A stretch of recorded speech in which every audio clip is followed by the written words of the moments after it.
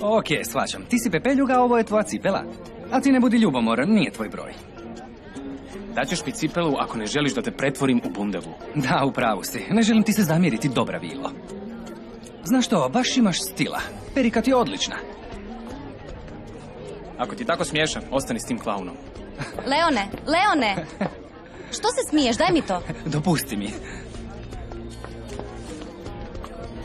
Što je to? Nova Violetina ljubav? Daj šuti. Daj mi to. Oprosti, šalio sam se. Cipela je staromodna, ali dobro ti stoji. Joj, ne trudi se biti smiješan, daj mi to. Daj mi to odmah. Jesi li dobra? Ti si... Što? Ti si budala. Eto što si. Da.